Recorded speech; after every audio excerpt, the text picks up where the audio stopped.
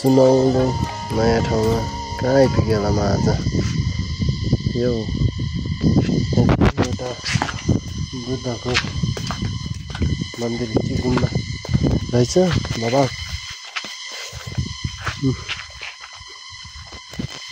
तर यताबाट भ्यू चाहिँ बबाल देख्नुहुन्छ। आज म कहाँतिर यसो घुम्दै आएको। अब यो कता थाहा छैन। यो सोराथोक भन्ने ठाउँमा आइपुग्यो म आज। यसो घुम्दै आएको तर उस्तो बबाल लाग्यो। गाउँघरको भाइब्स बबाल छ, मजा आउँदो। तर बबाल छ हेर्नु, उस्तो केही छैन, केही देखे छैन।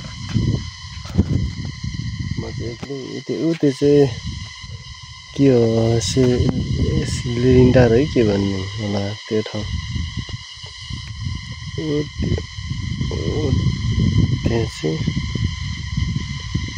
तर अहिले कस्तो भिडियो बनाउने अलिक नआउने कि नजाने जस्तो हुन्छ। उसो क्या बबाल उडिरहे तर देख्दैन होला क्यामेरा। रियलमा हेरेर बबाल हुन्छ। अलिअलि देखिरह होला। पानी पऱ्यो फेरि ल। तर दसैँ लाग्यो भन्छ फेरि। दसैँ लाग्यो भने गाउँघरतिर मान्छे छैन त। कतातिर गयो होला सराथोकको मान्छेहरू। अब त्यही हो। अब मलाई खासै भ्लग बनाउनु त आउँदैन। त्यसै यसो ढेङ्गा र ठेङ्गाहरू हिँड्यो अलिअलि बनाउनु मात्र। यता यो मुनि कुरिङ भित्ता भन्ने ठाउँ हो, उता लामी डाँडा। तर उसले केही देख्दैन, सब ड्याम डुम छ। तल हाम्रो कुरिन्टातिर यति गर्मी छ कि यति गर्मी भनिसा ड्याम। तर यहाँ हुन्छ जाडो फिल। गाउँको मजा नै छुट्टै छ हेर्नु। उसो दुखमा गाउँको मजा नै छुट्टै छ। तर बाटो लास खत्तम चिप्लो छुट्टै भएर हिलै हिल कुडै कुडो खाएर लुगै पनि।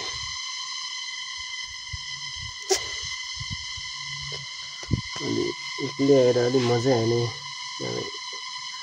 साथमा कोही हात अझै बगाल मजा आउँथ्यो। गाउँ यस्तो चिसो ठाउँमा दुईजना सँगै मिलेर हिँड्नु बस्नु गफ गर्नु छुट्टै मजा आउँथ्यो। तर खै के गर्नु, भाग्यले नै जोडाएन।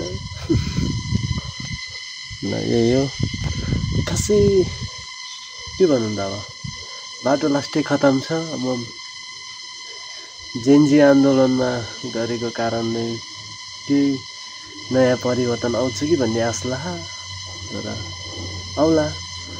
अहिलेको प्रधानमन्त्रीको सुशीला कार्की भने थियो गर्ला नि त। तर यो गाउँघरतिर नि अलि हेरिदिनु पऱ्यो। यो ओडाहरूले बाटो लास्ट चिप्लो केही छैन। नयाँ प्लाटर चिप्ले स्कुटरले कति तान्नेहरू चिप्लै हान्दै लडेन म चिप्लोले।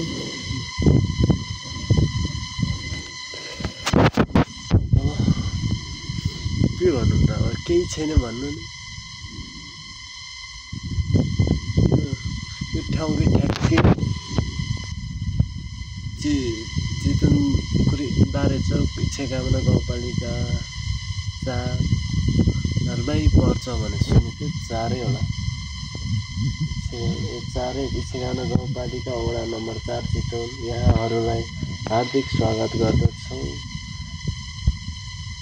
यस टोल विकास संस्था जनसङ्ख्या तथा सिमाना डाँडाबारी लामी डाँडा कुरिङटार कुरिङ भित्ता घरहरू सङ्ख्या 102 जम्म सङ्ख्या 425 जना रहेछ। यही नि अब म उतातिर जान्छु। त्यहाँ एकछिन छोडेर थिएँ त्यो स्कुलमा। त्यही हो। अब एकछिनमा भेटौँला। नभए भ्लग यतैतिर इन्डिङ पनि हुनसक्छ। तर खासै बनाउनै आउनु। अब यस्तो के चल्ने भ्लग त्यत्तिकै नै चलिरह। नचल्ने खाले मान्छे हामी जस्तो सानातिनाहरू जति गरे नि हुँदैन राम्रो। के गर्नु अब कन्टेन्ट नि कस्तो बनाउनु त। खासै बनाउनु नि आउँदैन नयाँ नयाँ सुरुमा। अब यस्तो ठुल्ठुला युट्युबरहरूले यसो सानोतिनो केही सिकाइदिएर यसो गर न, यसरी गर भनेर सिकाइदिएर अब हामीले पनि केही जान्थ्यो कि। तर के खै अब ठुलो युट्युबरहरु ठुलो ठुलो हुँदै गए सानो झन् सानो त्यही हो अब भेटौँला एकछिनपछि उतै घरतिर ल